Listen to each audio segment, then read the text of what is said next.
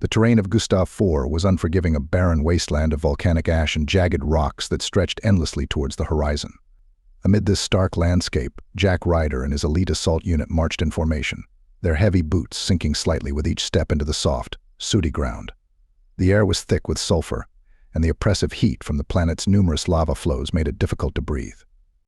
Jack, a veteran Marine of the Drydus Confederation, adjusted the strap of his rifle and scanned the horizon through his visor. His face, marked by years of war, was set in a grim expression of determination. Every member of his unit knew the importance of their mission to reclaim the fortress overtaken by rebels in the Richter Alliance, a fortress that was once a symbol of Drydus military strength on this volatile world. "Keep your eyes sharp, everyone," Jack called out, his voice rough but steady over the comms. "Intel suggests enemy snipers might be watching. I don't want anyone to make an easy target." Beside him, a younger Marine, Private Davis, nodded nervously, gripping his weapon a little tighter. "Yes, sir. How far until we reach the fortress?" "2 clicks northwest," replied Sergeant Lena Brooks, the unit's second in command, as she checked the map displayed on her wrist device. "Expect resistance before we reach the perimeter. These bastards know we're coming." The unit continued their march, the rhythmic thud of their boots mingling with the distant rumbles of volcanic activity. As they approached a narrow pass, Jack signaled for a halt, his experienced eyes picking out irregularities in the landscape that suggested potential traps. "Form up. We go through here one at a time." "Brooks, take point," Jack ordered, his gaze never leaving the pass. One by one, the Marines navigated the treacherous path, their movements precise and cautious. Halfway through, a sudden crack of a sniper shot broke the silence, the bullet whizzing dangerously close to Brooks's head and striking the rocky wall beside her. "Sniper," shouted Jack, dropping to one knee and scanning the direction of the shot. "Cover. Move." The unit scrambled for cover, returning fire in the direction of the hidden sniper. The echoes of gunfire were soon swallowed by the vast, open landscape, leaving a ringing silence in their ears. "Ryder, I see him," Davis called out, his voice tense with adrenaline. "Bearing 210, ridgeline." With a quick nod, Jack adjusted his position and took aim with his rifle, enhanced optics allowing him to spot the slight glint of the sniper's scope. He squeezed the trigger, the shot echoing across the valley as the sniper was successfully neutralized. "Good spotting," Davis, Jack said, clapping the private on the shoulder as they moved out from cover. "Let's keep moving. Stay alert." As they resumed their march, the fortress came into view on the horizon, a dark silhouette against the fiery sky, its towers and walls damaged but still imposing. The sight of it reignited the fires of purpose in each Marine's heart. This was more than a strategic objective, it was about restoring the honor of the Drydus Confederation. "We take back what's ours today," Jack said, his voice resolute, reaching every Marine through their comms. "For the Confederation, for our fallen brothers, and for the people counting on us." The unit shouted their assent, their morale boosted by Jack's words as they prepared for the battle ahead. Each step forward was a step closer to the fortress, to confrontation, and to the heart of their enemy's domain. This march was not just a movement across a hostile planet, it was a march toward reclaiming their valor, and Jack led them with the steady, unyielding pace of a seasoned warrior. As the fortress loomed closer, the stark, imposing structure cast long shadows over the rocky terrain of Gustav-IV. Jack Ryder and his elite assault unit tightened their formation as they approached the outer defenses, their senses heightened for the imminent confrontation. The air was heavy with the scent of sulfur, mixing with the acrid tang of spent energy rounds. The fortress, a labyrinthine complex of high walls and fortified emplacements, stood as a testament to its strategic importance. Jack surveyed the area through his scope, noting signs of recent fortifications, a clear indication that the rebels were prepared for their assault. "Positions, everyone. Sniper teams, take the high ground," Jack commanded, his voice calm yet authoritative.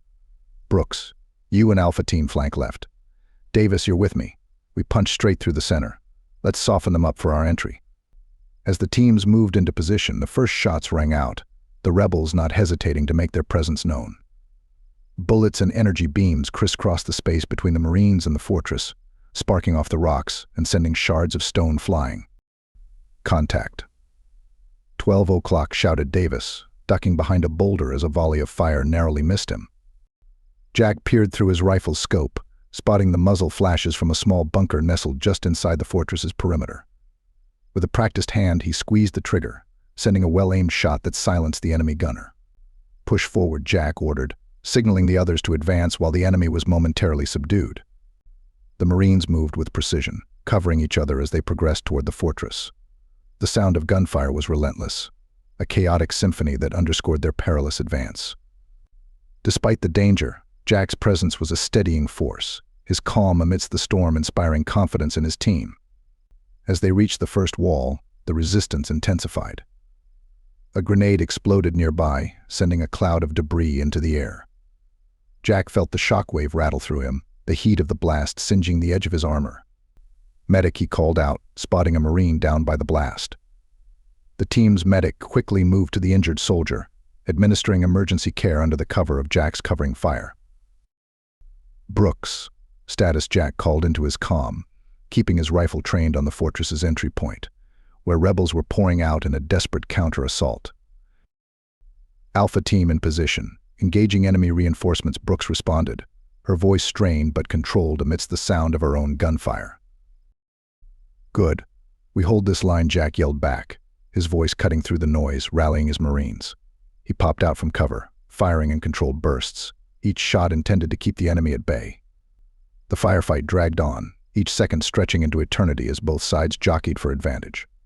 Jack moved fluidly from cover to cover, his years of combat experience evident in his every action. He was always one step ahead, anticipating the enemy's moves, countering their strategies with his own calculated tactics.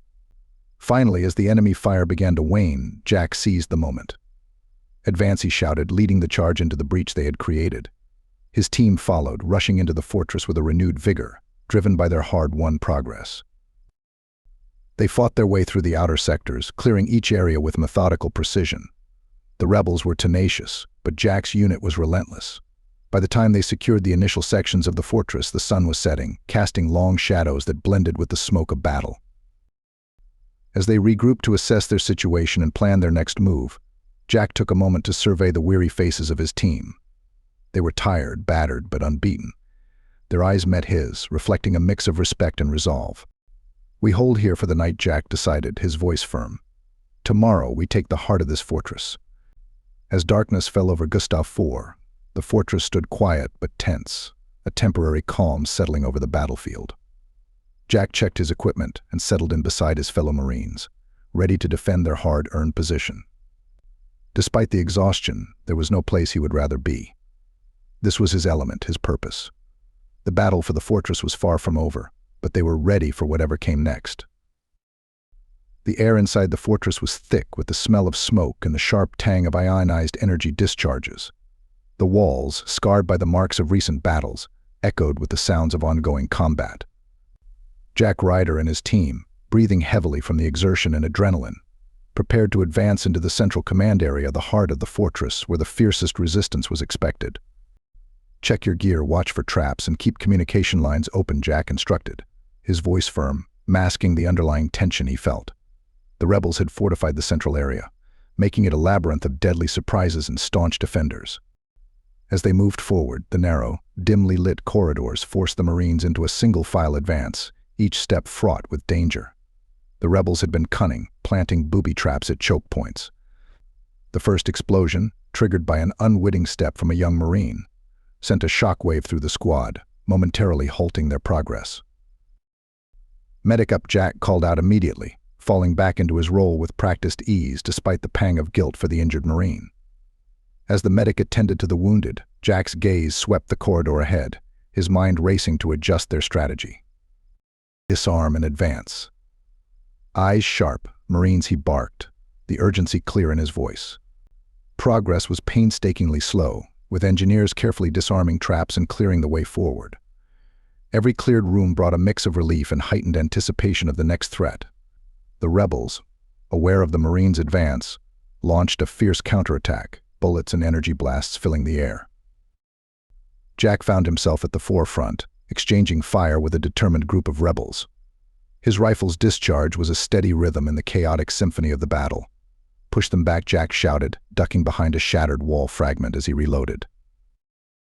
The firefight grew intense, the air supercharged with the smell of ozone and burning materials.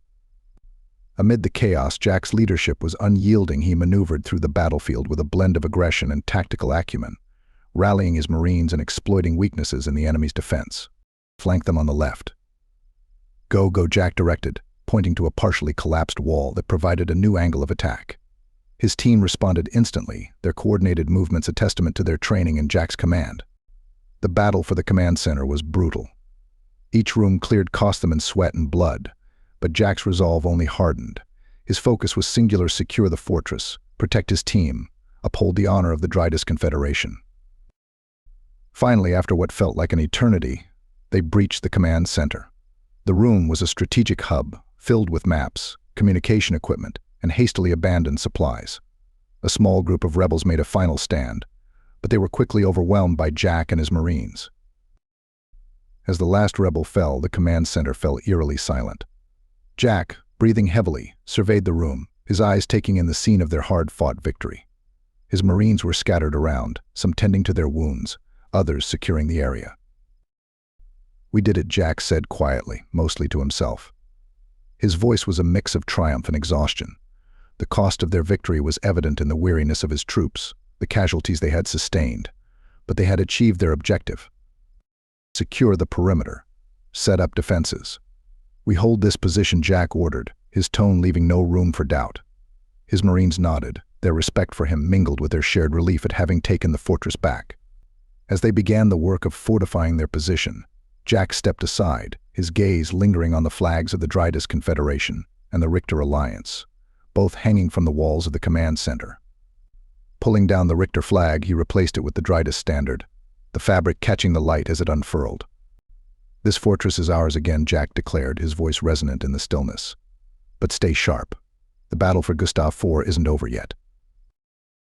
Outside, the volcanic landscape of Gustav-IV stretched into the distance, indifferent to the human strife that had reclaimed the fortress. Jack knew this victory was just one part of a larger war, but for now they had won, and the fortress stood as a testament to their courage and determination.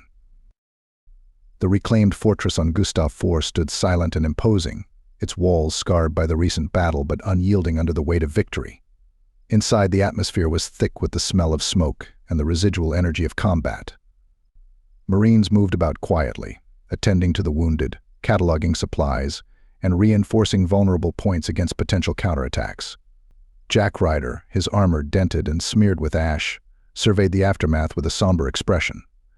The relief of victory was tempered by the sight of his Marines, some bandaging their wounds, others solemnly covering the bodies of the fallen with standard-issue thermal blankets. "Report," Jack called to Sergeant Lena Brooks as she approached, her own uniform bearing the marks of the fray. "We've secured all sectors of the fortress," Sir Brooks reported, her voice steady despite the fatigue etched on her face. "Medical is currently assessing the wounded. We lost good people today, Jack." Jack nodded, his jaw tightening at the mention of their losses. "Get the wounded ready for evac as soon as we're able. I want a detailed inventory of all armaments left by the rebels. We use everything we can." "Yes," Sir Brooks affirmed, turning to relay the orders. As the sun began to set over the rugged landscape of Gustav-IV, casting long shadows across the volcanic plains, Jack climbed to the highest rampart of the fortress. From here, the view spanned miles of stark, beautiful terrain, a planet as relentless and unforgiving as the war that raged upon it. Leaning against the aged stone, Jack allowed himself a moment to reflect. The battle was won, yes, but the war was far from over. Other parts of Gustav-IV still groaned under the oppression of the Richter Alliance, and even now, Jack could feel the weight of future battles pressing upon him. "Thought I might find you here," came a voice from behind. Jack turned to see Brooks joining him, her gaze also turning out toward the horizon. "It never gets easier, does it?" she asked, not really expecting an answer. Jack shook his head. "No, it doesn't. But we do what we must. For the Confederation. For those who can't fight for themselves." Brooks nodded, her eyes reflective. "The Marines believe in you, Jack. They follow because they trust you to lead them right. Today proved that." Jack looked out again at the expanse before them, the cooling lava flows forming new patterns in the crust of Gustav-IV. "Today we made a difference," he conceded. "But tomorrow, the fight continues. We'll be ready." As the darkness deepened, lights from within the fortress began to flicker on, casting a warm glow against the cold stone. Jack's thoughts turned to the future, a future where Gustav-IV was free from conflict, where the fortress stood as a beacon of strength and safety, rather than a point of contention. "Let's get back," Jack finally said, turning from the view. "The night is long, and we have much to prepare." Together, Jack and Brooks descended from the rampart, their steps resolute. Behind them, the fortress stood silent, a steadfast guardian against the night. Within its walls, the Marines rested and regrouped, their spirits buoyed by the victory but tempered by the knowledge of battles yet to come. As Jack walked, his thoughts lingered on the men and women under his command, their resilience, their courage, their unbreakable spirit. They were the true strength of the Drydus Confederation, and with them, he knew the fight for Gustav-IV was a fight they could win.